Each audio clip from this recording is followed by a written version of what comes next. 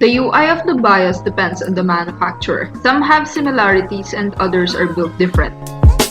In our tutorial, we have here Gigabyte as our motherboard. To set up a BIOS password, first we go to BIOS by pressing a key, and it also depends on motherboard default key. Under the BIOS, select the administrator password. Prompt will appear requesting to enter the password you want.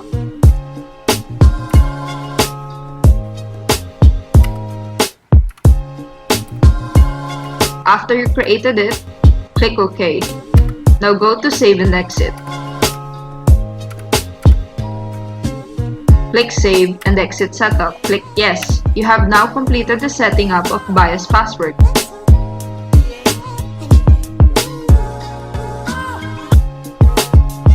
As long as you start your computer, prompt will appear requesting the password you have set.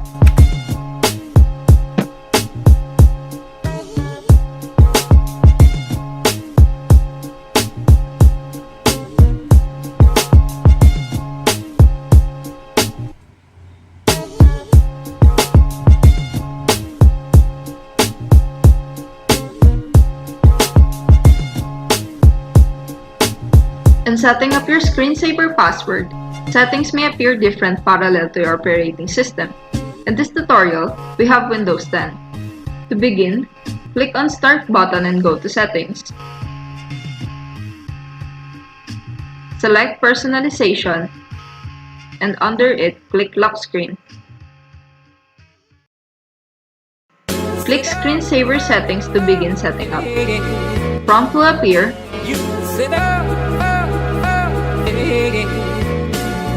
The time we set for the interval is 2 minutes. Select your desired screensaver, and in this case, we select 3D text.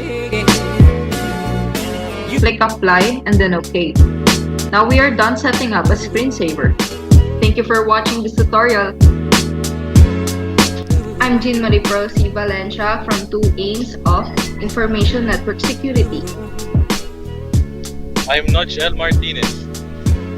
I am Rodie Rowell P. Parocha. And I am Ronan Estira, the Makopa Boy.